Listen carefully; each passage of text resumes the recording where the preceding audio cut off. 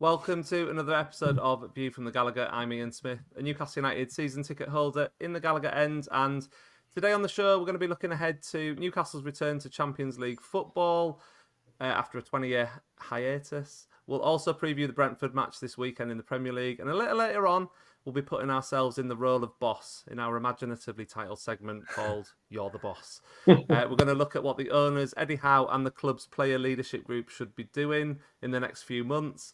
And please remember to subscribe to the podcast on Apple, Spotify, or wherever you get your podcasts, and share it to other Newcastle fans so we can grow the show. Thank you. As ever, though, I'm not doing this alone. I'm joined by my dad, Gordon, and a very, very special guest tonight, which I'm very excited about because I've been trying to get him on my channel for absolutely ages. It's Rob, also known as Roobenstein, which I'm sure many of you already know. Rob, how are you doing? Yes, I'm good, mate. It's good to be here, as I say, with the both of you. I know I spoke a little while ago, and just life and everything always gets in the way. But it's good to sit down and chat. And we've come off a couple of tough results recently, but hopefully this is going to be the start of a good run for Newcastle. So yeah. I love it. I love the positivity, Rob. You've always got a positive outlook, and I love that about you. Oh, and Dad, you're buzzing as well. You're very positive because you're going away tomorrow. I am, yeah. I'm happy that I'm going away. I'm going off to the Italian lakes, as probably people know, because I mentioned it the last 2 weeks on here. Well, you haven't stopped talking about it for a while. But unfortunately, I can't go to the Milan game because I couldn't get a second ticket, so that's a bit of a disappointment. I'm disappointed I'm missing the Brentford game, to be honest, but I'm happy that I were Harriet, which is it can go in my place. So I hope she sees a win for a change, because that would be good. Yeah, the last time she went, we lost, so hopefully we'll win tomorrow, but we'll see how it goes. Obviously, we'll talk about the Brentford game a little bit later on. Let's start with a little bit of news, though. Main news really today is that Callum Wilson, our 31-year-old striker, had to look that up. Can't believe he's 31, actually. New one-year extension, keeps him at the club until 2025. Happy with that, Rob? Yeah, I think so. I think he deserves it, to be fair. And it's interesting because I think it's going to be a big one in this coming summer. I think a lot of people thought that the summer just gone, we would see a lot of players go, and we did see a few of the fringe players, but maybe some of the older guys in there, like a Richie, like a Dummett, have kind of kept their place. And I wouldn't be surprised, maybe as we're coming into maybe next summer, you could see more extensions coming to maybe the likes of Trippier as well, and maybe move a Richie or a Dummett out, bring a few new younger lads in, and almost have this kind of slow movement of one or the other. But I mean, I'm saying that like we're, sending him off. Really, he's still the top goal scorer. He's still doing a fantastic job. So I think in both senses, it's a good move. Yeah, it's a bit of a no-brainer, that, isn't it? Yeah. No, I'm in agreement. I mean, I love Callum Wilson. I think he's top notch. I think he had that dodgy spell after the World Cup when there was a lot of people writing him off and he's past it, his legs have gone, he's done to, and then he came back with a wallop after through April and May, didn't he? And I mean, he's a class striker. I actually think he'll start tomorrow. I think he'll be up front, and I think he'll make a difference to us. So yeah, I'm very pleased, very pleased. I just hope we can keep him fit. But I do think some of the rotation that we have to do nowadays will perhaps help him in that cause. That he's not playing, as many minutes. I think the thing is, I think you're right. I think he'll get a start at some point. It might be tomorrow, to be honest, but we'll see. I think the thing is with Wilson, since he sort of realised that Isak was kind of the main guy ahead of him, he just sort of seemed to do something within him, didn't it? And he then went on a fantastic run of form, and really he has looked good this season as well, even in the games that in his limited appearances, so to speak. So I'm happy, definitely happy that he's staying. I really love him, and I actually think we need more strikers in the squad as well. I'd like to see us sign another striker at some point soon. Yeah. Definitely that too. I think that might come in January. I think it's crazy, really, that Wilson is a player who wants to play all the time, but it's almost like having Isak coming in and him not playing all the time. Like Gordon says, kind of keeping his fitness a little bit more because he's not being asked upon quite so much has actually made him flourish. So when he does come on the pitch, he's actually 100% fit. and he is able to score, more goals last season than ever before with probably less minutes, So if you can keep that going for another few years, and trying to keep strikers happy is always tough as well. So if we're able to kind of say, well, let's kind of have someone there who's almost like a ready-made scorer off the bench, it's going to help us too. Yeah, brilliant. Very good news. Very happy with that. And just can't get enough of his big smile anyway. So we need to keep seeing that at Newcastle for a few more years yet. Also, earlier this week, plans were revealed to build the fan zone and develop the fan zone at the back of the Gallagher in the Strawberry area, whatever it's called. It's going to be called Stack St James's. Looking forward to this one. Yeah, I think it's a good thing. I think the club are trying to do a lot of good things on the pitch, off the pitch, and anything to add to the atmosphere around the ground. And Darren Eales talked all the time about having as many people involved as possible, and we all know the restrictions on tickets at the moment are really tough. So one way to do it is let's try and fill 2,000, 3,000, I don't know how many people outside in a big venue with a giant telly who can hear the roar of the crowd from just 100 yards away. I don't think it's a bad idea. It will hopefully extra revenue for the club. I actually went to St James's Park and had like a public consultation where you could go down and look at some of the boards of it was quite cool. Going into St James's Park's always fun.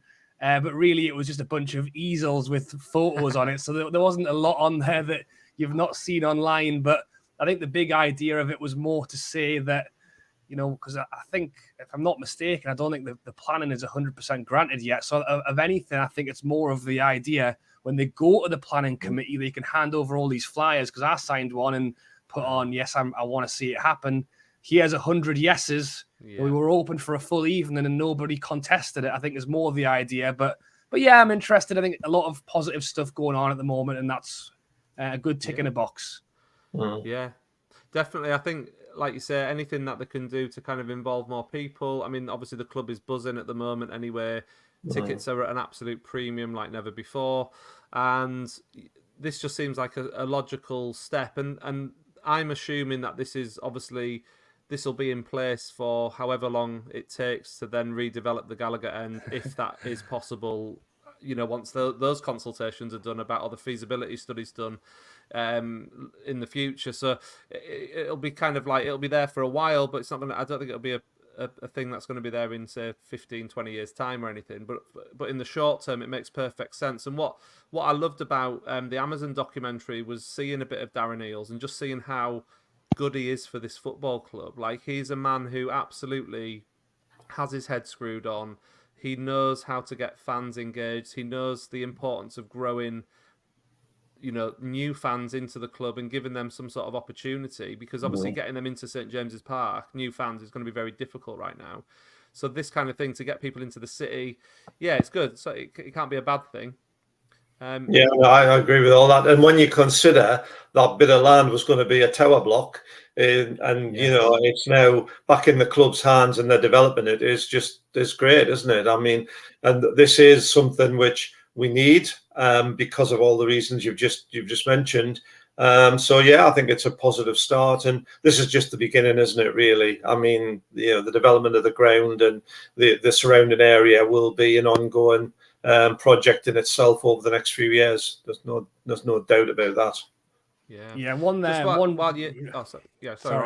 just going to say that one really positive thing I found from it, because I spoke to one of the guys there, and obviously we're still waiting on the full details. But one thing they spoke about quite a lot is that they want it to be like 365, open every day of the week, not just on match days. And they said a big reason they're doing that, and they were comparing it to kind of like the Man City have their kind of fan area, which really is an outdoor stage with a couple of little kiosks around it, and then also compared it to one at Anfield that I wasn't aware of.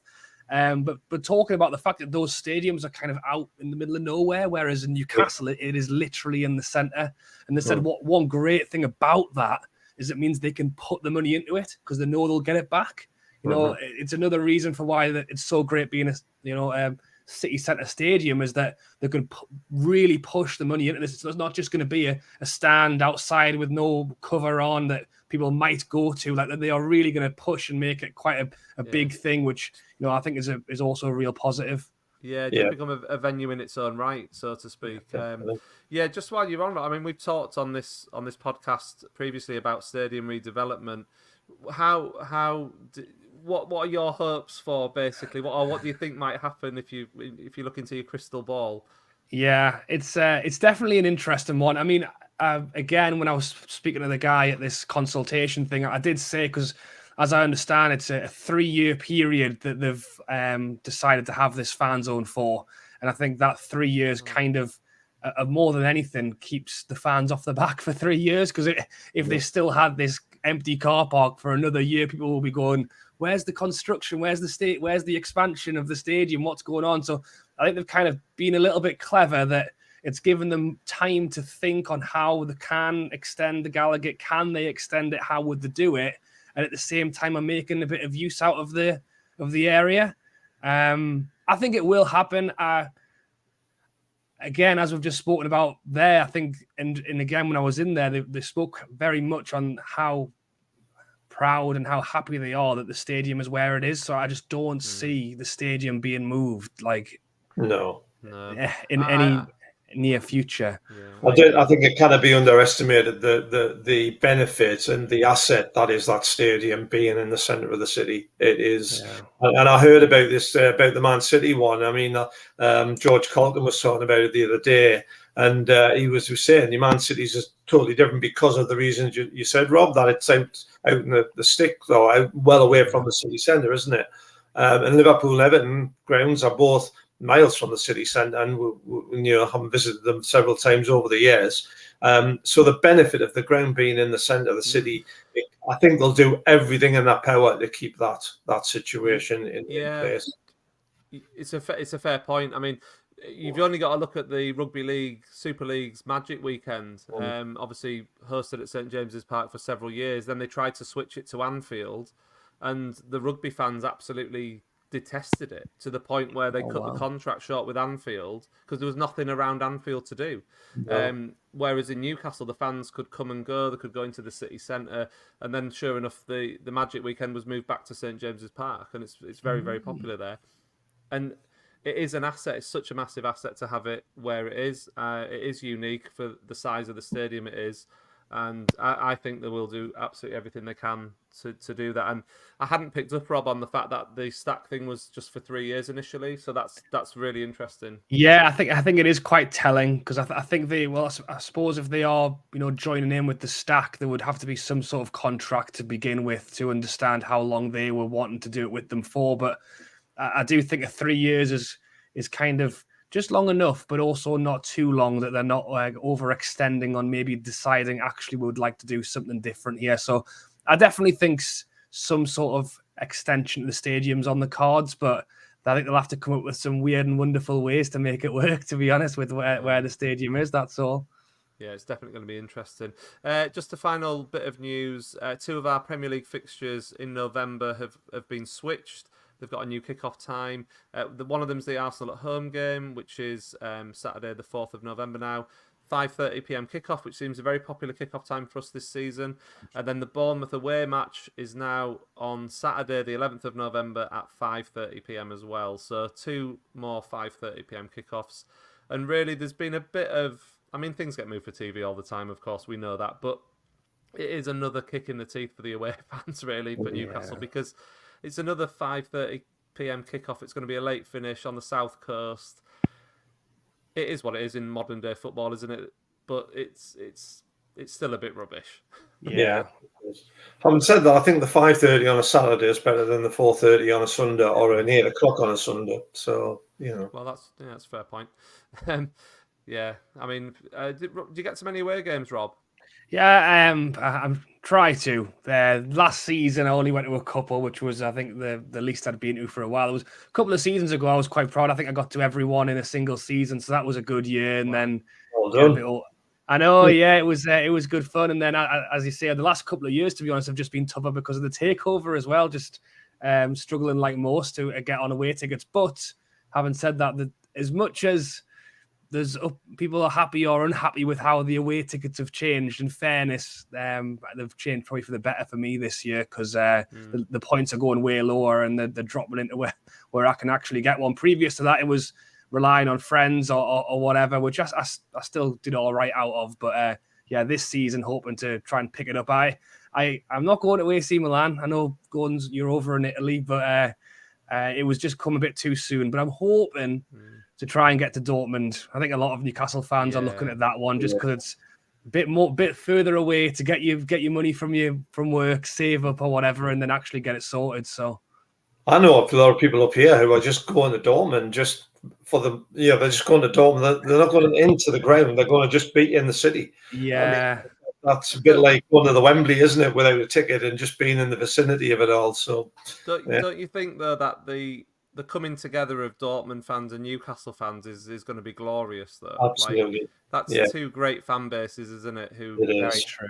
Both like a beer, both like a sing. It's going to be really, really good, that one. So I can understand the attraction to that one in particular. Definitely. And I think somebody said I'd rather go there than to the dodgy part of Paris for the for the PSG game. So yeah, it's really interesting as well either, actually, and it's come quick. But Milan's is out in the city, and it's not the best journey out.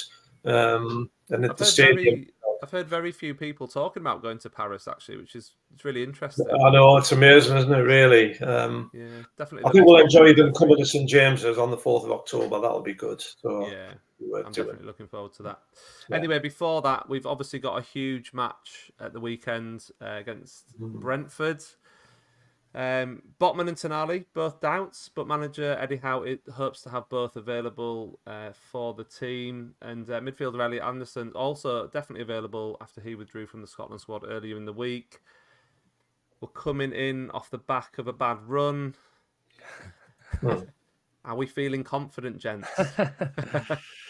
I'm quietly confident. I think when I'm walking up to the stadium tomorrow, I'll be going, we're going to thrash them here. But sitting here right now, I'm happy. It's a strange one because I think there's always pressure in football, but I just think, going to Milan on Tuesday, and then we do have a bit of a good run in terms of Premier League fixtures, with it being Brentford, Sheffield United, Burnley, 2 promoted sides. You're looking at them 3 and going, oh, got to be winning those games. It just so happens that they're in the mix with an AC Milan dropped in, a Man City in the cup dropped in, and it's all about confidence and getting a bit of run of form, And I just think if we can get a good win tomorrow evening, it just takes us to the San Siro in a good mood, and then hopefully if we can get something there, that really shoots us on.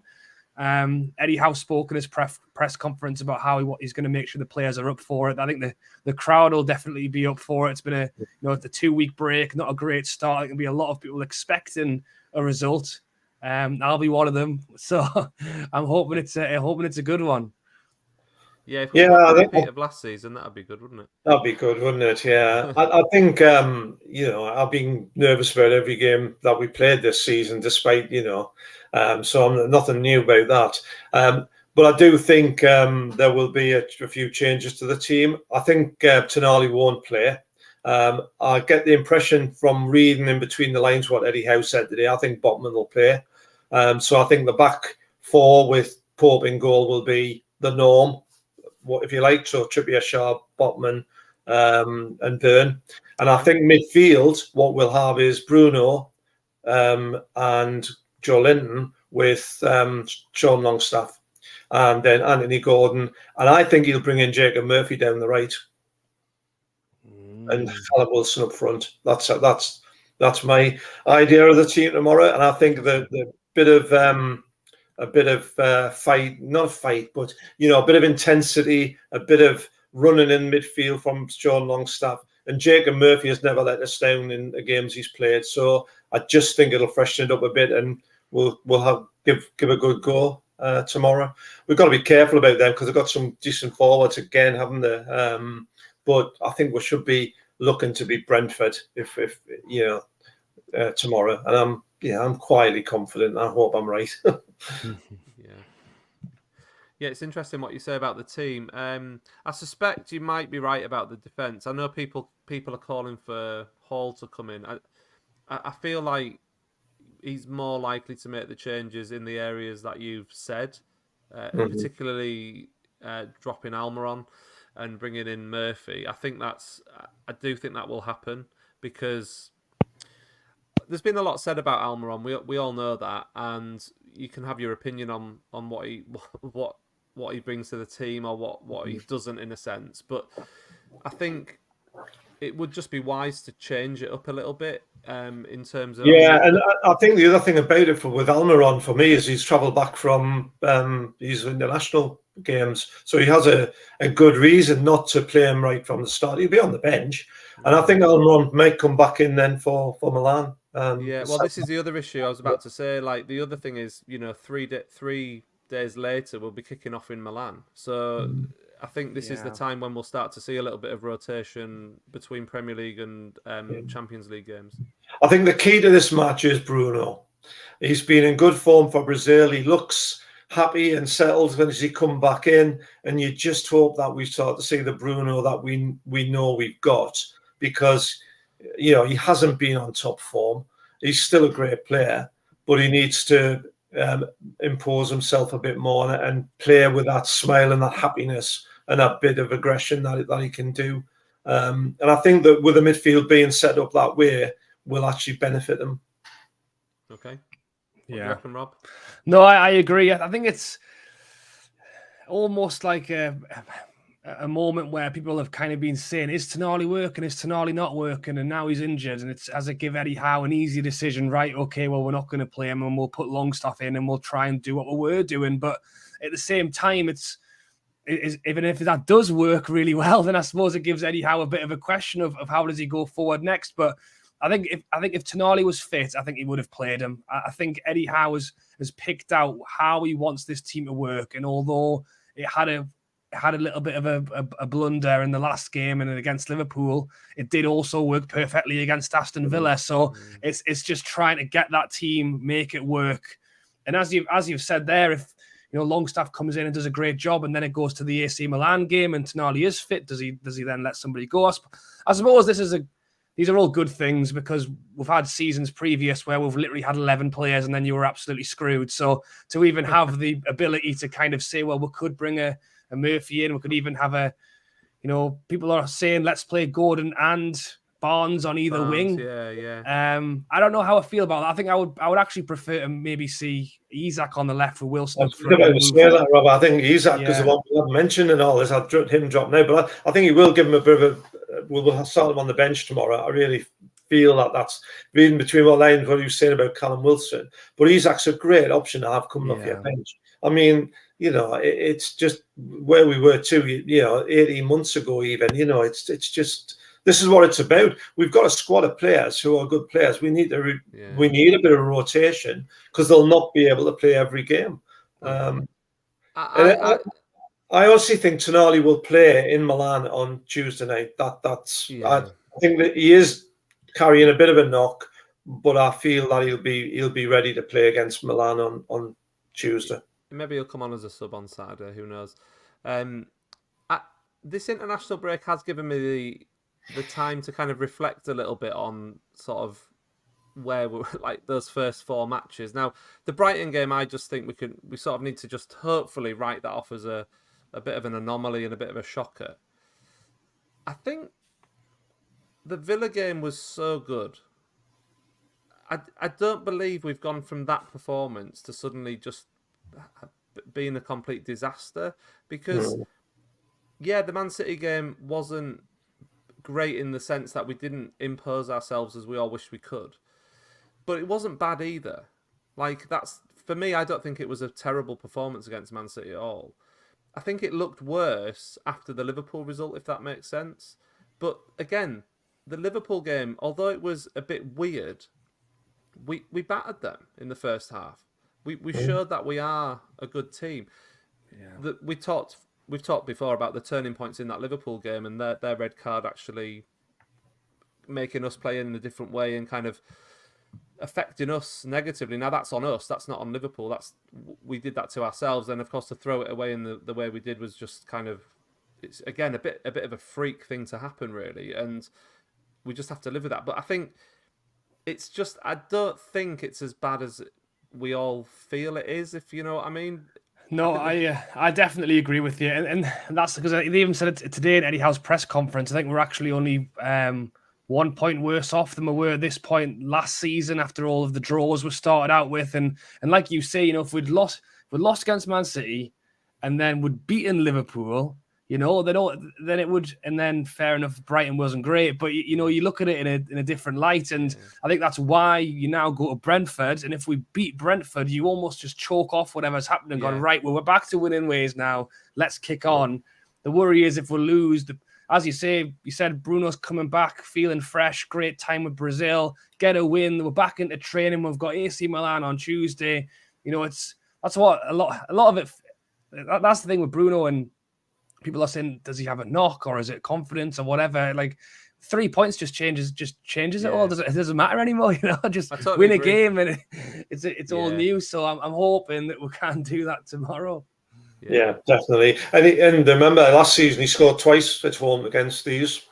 So there's always optimism. It would be great to see. It would be great to see Bruno score. I love Bruno, and again he's another player who's had a bit of criticism this season.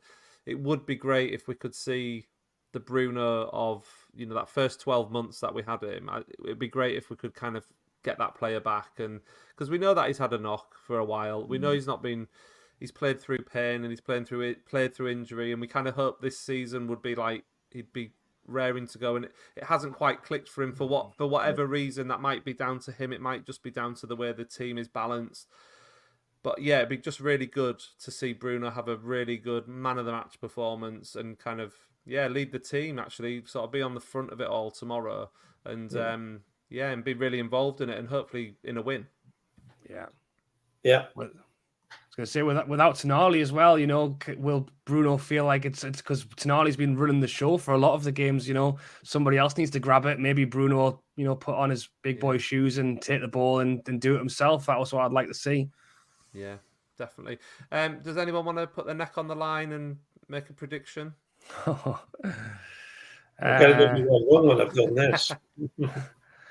I think I was listening to someone the other day saying that they were thinking a 3-1 win in Newcastle, which so your prediction is someone else's prediction. Yeah, well, normally I do a preview for the game. I actually didn't do one today. I was too busy, so I normally come prepared with these kind of for these questions, but I haven't done one. I just hadn't thought about it, to be honest. But thinking to what he said, I would love for Newcastle to get to that clean sheet run, a clean sheet run going, because I mean that was such a big thing last season, and now I feel like every time I do a prediction, it's always 1. It's never 2-0 or 3-0. It's always 1. I was just about to say, Rob, actually, I was going to sort of jump over you there and say, I really want a clean sheet tomorrow. I want us to win, but I think the clean sheet is quite important. We've had one clean sheet since like April. And that was the 0-0 draw to Leicester, which obviously secured the point that we needed for the Champions League. That is a long time ago. It's been a long time. Yeah, it's been a long time. And I think it is a bit of an issue. It's something that needs addressing, actually, because we were built on a solid defence at the start of last season and the back end of the season before. With do you know what? I think a little bit of the preparation for this game tomorrow. I think Eddie Howe, it's something. It's like going back to what we were good at last season, and I think and with the players he's going to have available, I do think there's a bit of going back to some of the good stuff earlier on last season, and that might just be a catalyst to get that clean sheet, and more importantly, we've got to win. We just need a win. Yeah, 3 points. Definitely need 3 points. I was going to say I was joking about it the other day, but I partly wonder, where in Eddie Howe's head is he thinking? You know what? Put Joe Linton back on the left wing, get Sean Longstaff back in here. He's bringing these players in, he's making these changes, and then he's going, oh God, it's not working. I don't think that's Eddie Howe though. I think that's the thing. I think even if Tonali was fit, he would have stuck with what he wants it to be. And the hope is yes, it was a tough game against Brighton. We've played some tough teams. hopefully if he gets it clicking, it will be better than what it was previously, you know? Yeah. And as you mentioned there, just to wrap up on this this preview, like, although yes, we've got the Champions League games dripped in between, but you know, on paper, and I know we don't play it on paper, but like the fixtures from here until sort of Christmas, really in the league, are favourable in a sense. That they're ones that you look at, and we should be picking up a lot of points over the next few months. And obviously, if we're not, then there's a big issue there. But hopefully, it starts tomorrow, and I do think it's a massive game tomorrow, just because of the run we've had, and the international break always makes it feel worse because you have to wait so long. Yeah, definitely. So fingers crossed, anyway. Yeah, fingers crossed. Yeah. Okay, right. So this week's main segment is called You're the Boss. Newcastle's run of poor results, like we've been talking about before the international break, has certainly given everyone connected to the club time to reflect on what needs to happen next.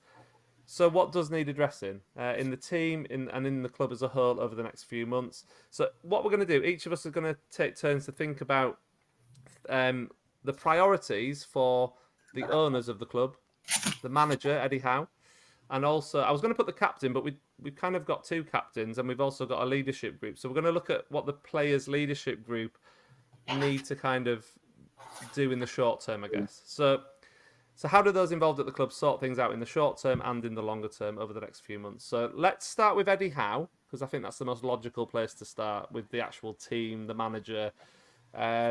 For me, his main priority, I think, is simply to use his knowledge to adapt the team subtly, in a way, to make us a bit more surprising to play against again. So I think we've kind of lost that mystery factor that we had last season when we were playing teams and they'd never come across us before. I feel like part of the issues we've now got is that, although, as I mentioned not so long ago, I don't think it's been as bad as we think it has been in a sense, but there's definitely, I wouldn't say staleness, but like I think teams have maybe figured us out a little bit, and I think Eddie Howe somehow needs to use his brilliant managerial brain to kind of make us tighter at the back, but also kind of retain that attacking threat, and that's his challenge over the next few weeks and months, I think. Mm-hmm. Yeah, when I was going through it in terms of kind of priorities, I was kind of thinking about competitions and league, and I would say I would definitely agree. I think a big part of Eddie Howe isn't necessarily, and he says this in his own interviews. You know, he says, you know, the next game's more important, and I know it's kind of an easy answer to the journalists because it makes them stop asking silly questions. But to a degree, I don't think it's a bad priority for Eddie Howe to have at the moment. Especially and we've spoken a little bit about kind of like rotation and changing players over. You know, coming off the back of, again, not a bad run, but just some games that we didn't win or had a tough loss against. I think and although we do play Milan in, you know, 3 days afterwards, I think with a break for a lot of these players, I know some are on international duty, I think the priority really is to try and just get the cohesion of the team back together and winning. Play your best 11 tomorrow. If they win, play the same team again on Tuesday, and then you can maybe start looking at, right, how's everybody feeling. But in terms of Eddie Howe, it's I wouldn't necessarily. He's not. Every manager's under pressure. He admits it himself. You know, he's judged on how many games he wins, and that's just the way it is. But I would like to say that Eddie Howe must be looking at Champions League games, and as much as he won't admit it, he must be thinking, I'm standing here as the manager of Newcastle for the first time in 20 years. We'll be in the Premier League next season. We'll be in the season after that. We'll be in it after that. We've got Champions League for the first time in a very long time. He won't admit it, but he must be thinking that winning these Champions League games must be a big priority for him, I think. Yeah, I mean, I've got, basically, the first thing I wrote down was win next match. That's his priority. The second priority is to win the next match after that. Generally, I think there's a lot of being talked in the last few days and about him being under pressure. And is he, you know, then there was those comments about the fact that the owners have come out and said, no, he's fine. And this is the supposed, you know, vote of confidence. And it's nothing of the sort. It's absolute nonsense.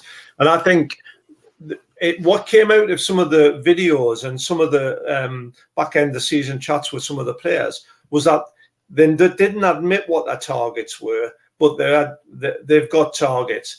And I think one of the main targets, and it ties in a little bit what you just said there, Rob, he'll want to get out of that group.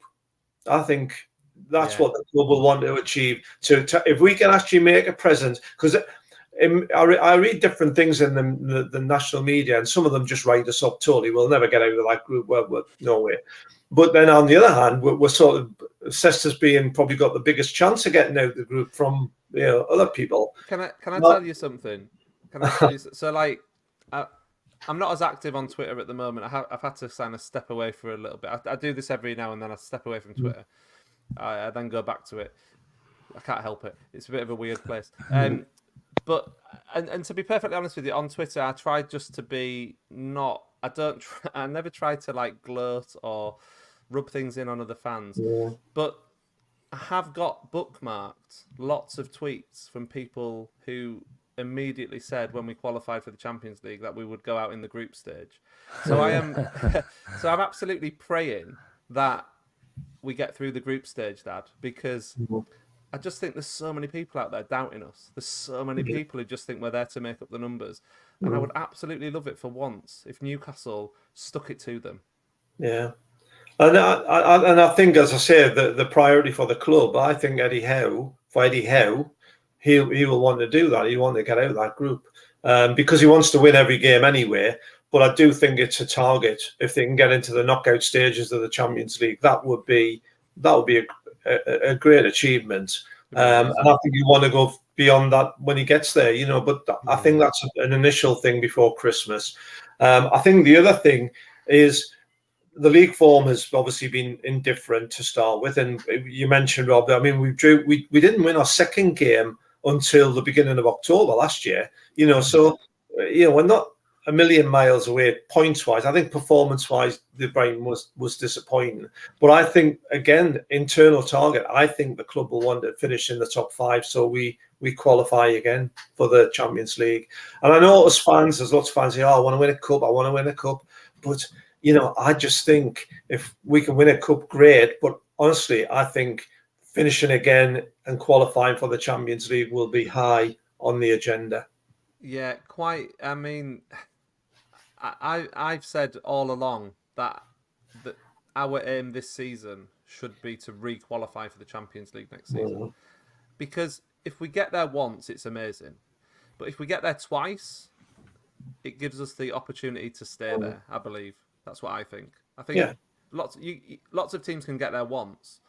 But we want to be a team that repeatedly gets there. To be this team that, we are a resident in the top echelons of English football, then we need to be qualifying season after season because that's what these clubs do. And that's why we've ruffled so many feathers, us achieving it in our second season. Well, for one full season under Eddie Howe. It's just knocked the whole thing out of kilter, hasn't it? And then they're kind of quite believing, hence the strops that we're getting from certain other managers and clubs and fans. But I do think, this is genuine. If we want to be regarded as a top club, then we've got to start, getting the results that match that dream.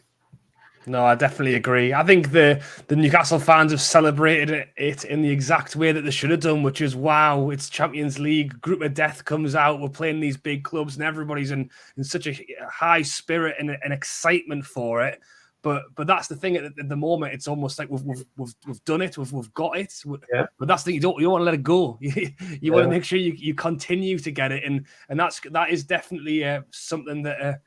Well, that's the thing, we're talking about Eddie Howe at the moment, but I think that will be, what the owner's priority is for me, which is to, yes, we've made it, but the real deep down is we need to make sure we're getting it this season as well. It's really funny, because I was in the garage the other day, I've got all my programs in there, and I opened a box of them, and it just happened to be the 2002-2003 season in.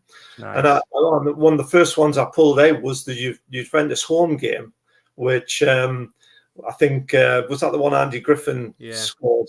And I looked at the teams we played in that competition, and we were playing Feyenoord, Kiev, and Juventus. And of course, as we know, we lost the first 3 games, and then we went on that run of and that ending with the Feyenoord game. And I was just thinking that was unbelievable, wasn't it? I mean, that whole experience of that Champions League was like the depths of despair because we lost the first 3 games. But then going on this 3-game run where we qualified, it was just amazing, wasn't it? And it just did wonders for the club at the time, which they failed to build on, I have to say. But I always say, Dad, that the Milan game, the Inter Milan game away in the San Siro was the high watermark point of the Bobby Robson era, and then it never got better than that. You could argue that was the high point of the club's recent history, because it never got any better than playing that game in the San Siro. It all went downhill after that, didn't it? Yeah. For one reason or another. Anyway, that's history. But I do think the club, Eddie Howe, he'll want to get out that group and prove a point, and and winning a few matches in the league on the way. Yeah. Okay. Let's turn our attention then to the players' leadership group that we have within the squad. So Trippier, Wilson, Lascelles, they're all in it. I don't know who else is in it, actually. I'm sure you guys probably know. Feel free to chip in if you do. But what's their role in this? Obviously, to play, yes. But like, as the leadership group, what are they going to be saying in that dressing room to the other players? How are they going to make sure that we hit the ground running after the international break and go on a run? I think it's definitely interesting, especially when we talk about Man City in the cup as well. I think that's a funny one. I think nobody's even talking about that one. I mean, we're in the Carabao Cup final last time round, and everyone's just not even bothering to talk about it because there's so much else going on. But you do look at that game, or you look at the Champions League games, and think, yes, Callum Wilson's got another year extension. Dan Burn, an older guy now, I think he's got a year or 2 left. Trippier's kind of coming through, and they must be looking at each other and going, probably. I don't see many of them kind of going away and going to another team, maybe even in the Premier League. I don't know if some of them might retire or even try and go and play their football elsewhere. But they must be looking at each other and going, "This is we've got a chance here." We were at Wembley last time round. We're in the Champions League. Some of them for the first time ever. We need to get these lads kicked into gear and quick, because this could very quickly pass us by, and all of a sudden we're waiting on next season when we're all another year older as well, and having to try and start it again. I mean, I know Man City's a very tough game at home, but if we can pull through it, who knows what will happen. And as I say, these Champions League games, if we don't get a result against AC Milan, and then all of a sudden it's some tough fixtures, they must be thinking deep down, we need to get things on track very quick, not just for ourselves, but for Eddie Howe and the rest of them too. I think, that's absolutely right. And I think these players, because of their age, are experienced players. Some of them have been more experienced in top football than others. But I don't think there's any sort of thing about some of these players being retained who we thought would have been out the door the moment the takeover happened. And I mean people like Lascelles and Ritchie and Dummett. They were on many people's lips, or they'll be gone. They'll not be here by. And who's to say we wouldn't have? I didn't say that to myself about particularly Ritchie, but I think what it shows is Eddie Howe has got this group of experienced players, wise heads, who are not wanting to. They're not happy necessarily about not playing, but they are part of that squad and keeping the younger element together now, because we're signing a lot of young players and they need that wisdom of experience to help guide them through this. And that goes for people like Bruno and Tonali. I mean, they're not a great age, are they? And maybe this is the role of these guys in the dressing room, is about keeping that harmony within the team and actually focusing them on the task in hand. And that's obviously for tomorrow's game. And have that thing of experience, just keeping them together and also be making them. Where this is, like you said, Rob, this is a fantastic experience for these players who are going to be playing in the Champions League. I mean, a lot of them when they signed for us wouldn't have believed that we'd be in the Champions League, would they?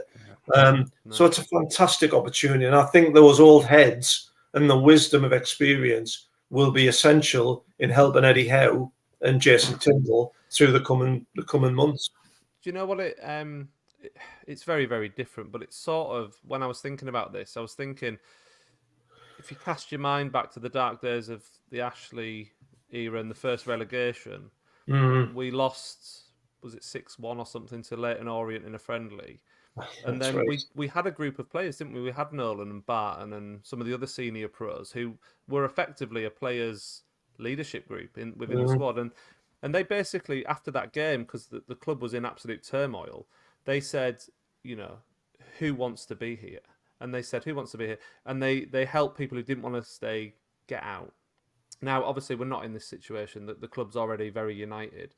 But the same principle applies here, I think, for what the players' leadership group needs to be doing right now, is kind of creating that sort of siege mentality. And, like, everyone's writing us off again.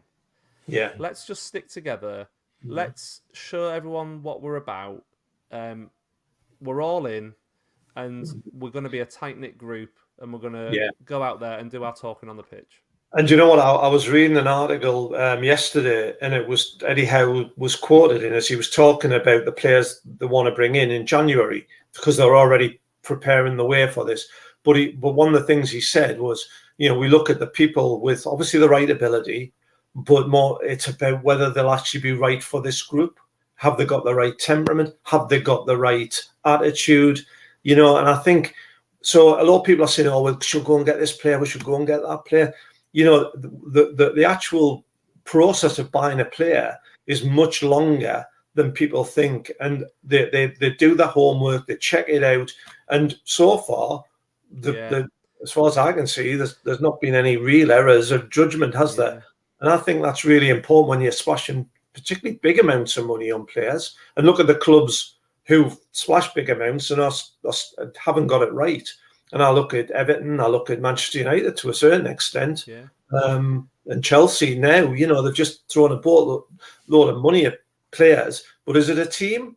Not yet. It isn't. They might have old one. I think that's been one of the most pleasing things since the takeover, is the fact that it's not just been brilliant. Like, we've got a group of players who you genuinely like. They genuinely all seem to care and like each other. I'm sure some like each other more than others, but like the group does seem to be very much together, doesn't it? Like, it seemed Eddie Howe's cultivated that in his squad, and I don't think you can underestimate how important that is and how huge that is, because, like you say, at other clubs, if they don't do that sort of research into cultivating the atmosphere within a squad, it can go very badly wrong.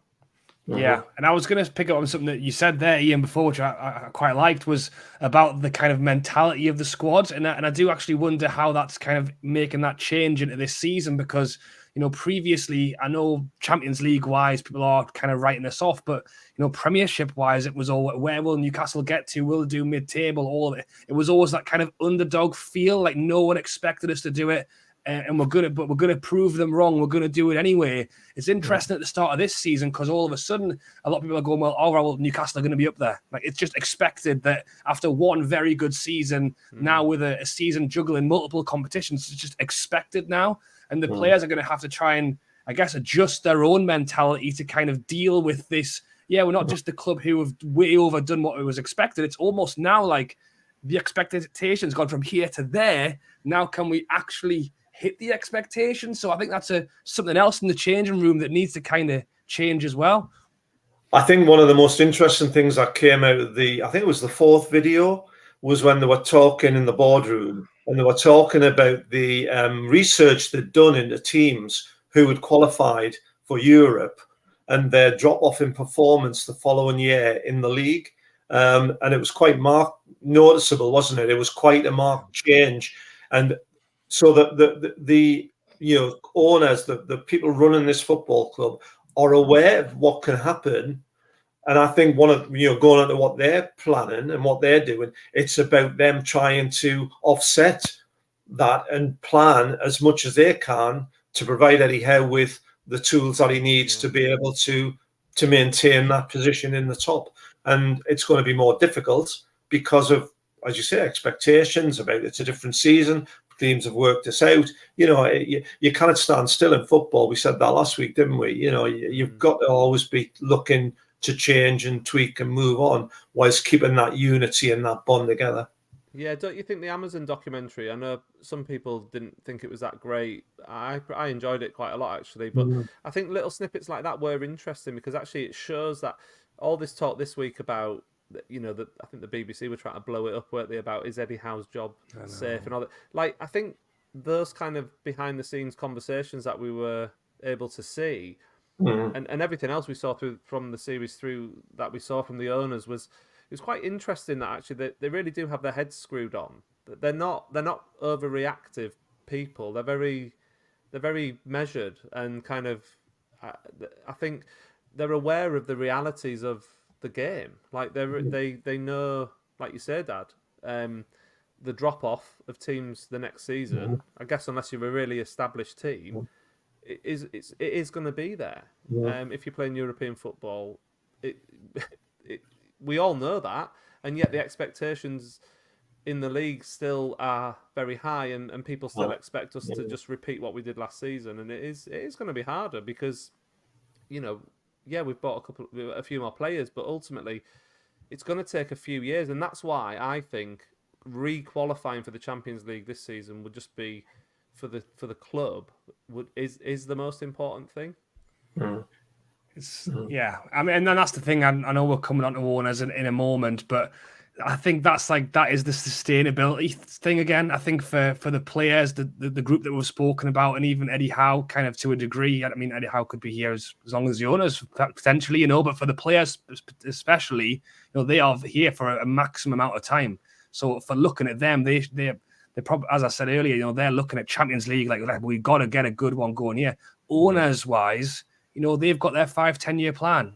Fair enough, we might get knocked out in the group stage, but what we want is to be Champions League team for the next 5-10 years. We'll have our chance to qualify again, So I think that's where when they come in, it'll be a lot more of a kind of a longer term view of what's happening than maybe the players are.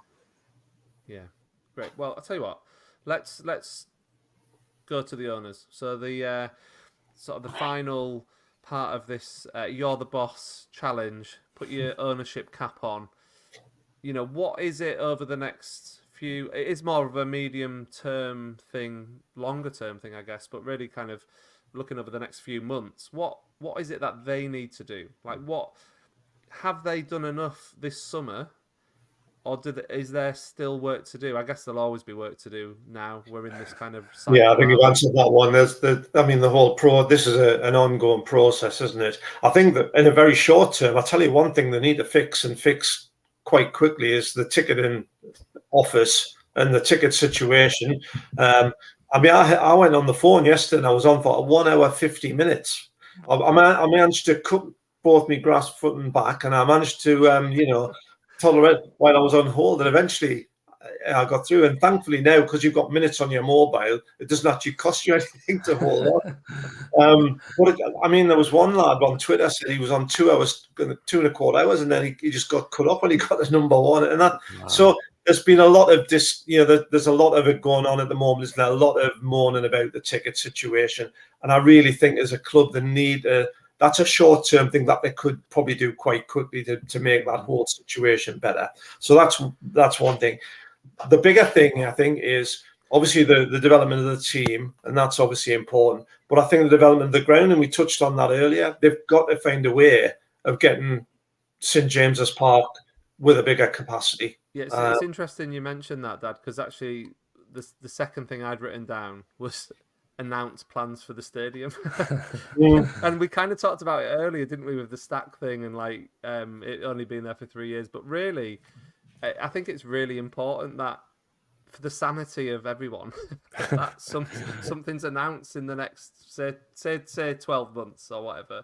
I feel like it's kind of, I don't know. As a fan, I just feel like God, we need more seats in that stadium. At least be able to tell us that it's going to happen. I don't know. Like for me, it just I don't know if it is a priority really, but. Was there any indication, Rob, when you're talking to these people inside that they are actively? I mean, I can't believe they're not doing it. They're looking at the potential, but it takes time to do these sort of surveys and what they can and what they can't do, and it involves obviously a lot of sort of people like architects and engineers and whatever. I can't believe they're not doing that, but it does take time.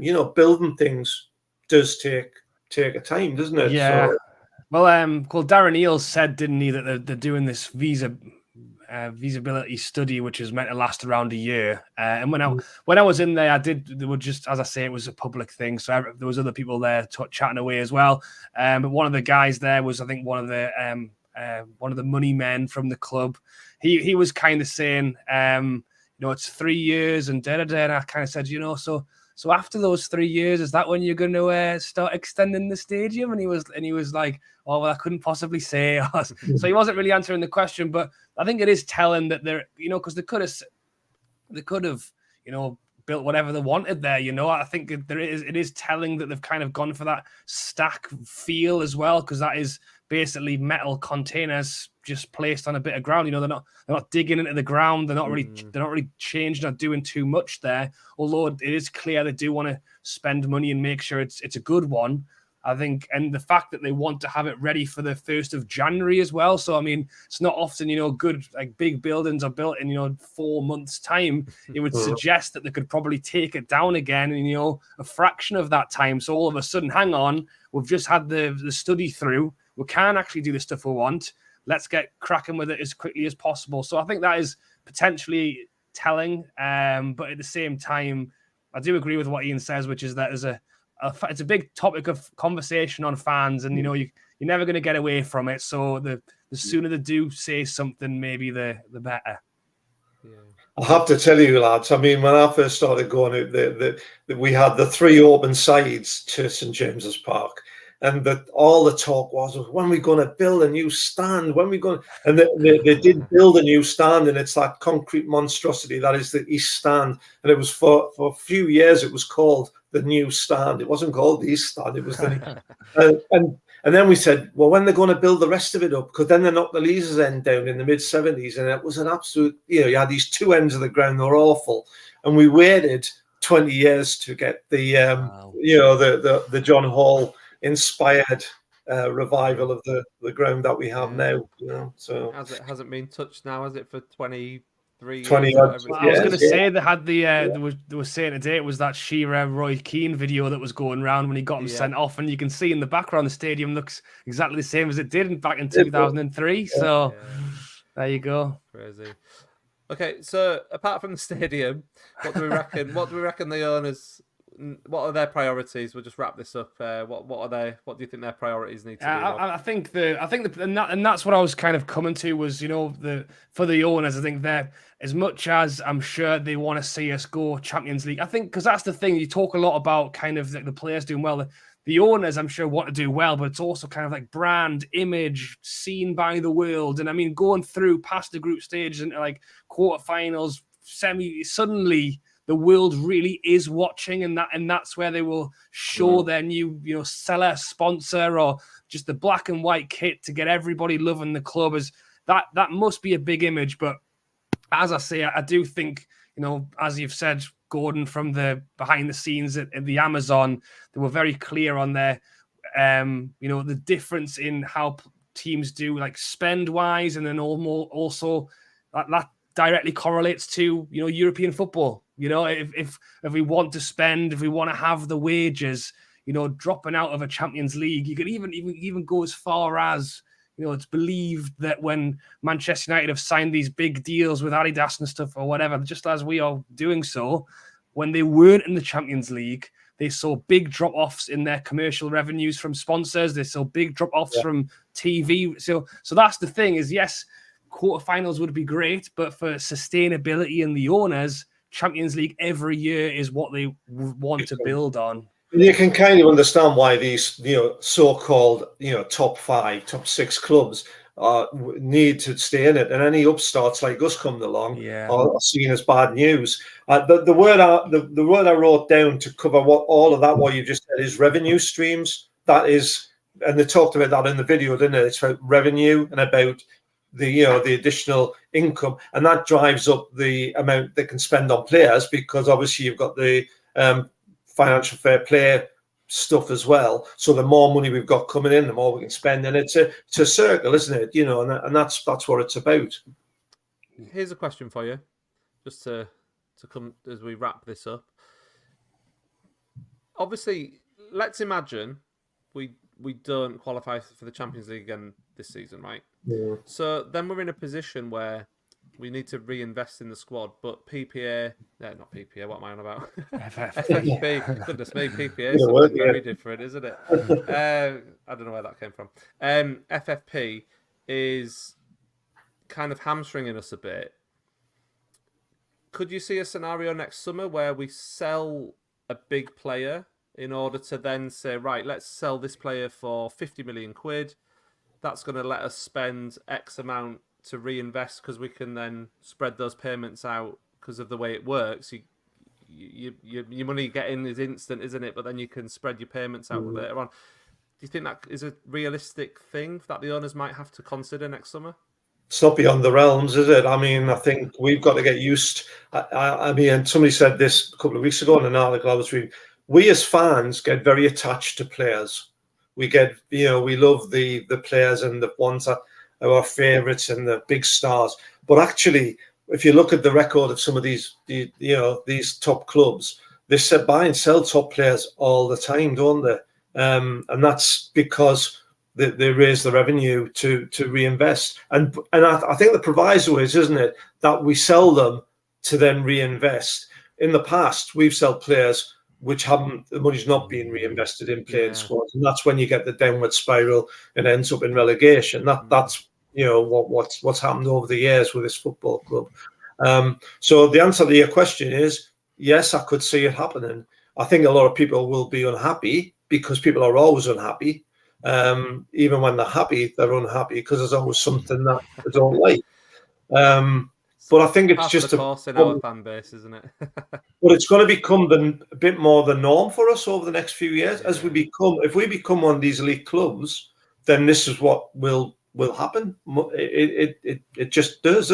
Look at Barcelona and Madrid. There's two examples. I mean, the players they've shipped out over the years. You kind of believe it when at times they were getting rid of players, but it's just part of the model, and it's part of the way they function. But as long as they're successful and remain successful, it's not a problem. Yeah, I was just thinking in my head there, if we were to sell Bruno for 100 million, what would be the scenario that people would go, yeah, that's a good idea. I don't think I can come up with one in my head, to be honest, because if we do really well, it's like, oh God, we're finally doing well and we've let him go. Then if we're not doing so good, it's like, well, if we're selling, we can get more players. Like, oh, but we've got to keep the good players we've got and build. Like, never really going to be a scenario where people are like, oh yeah, okay, good idea. But I think I agree. I think anything's possible.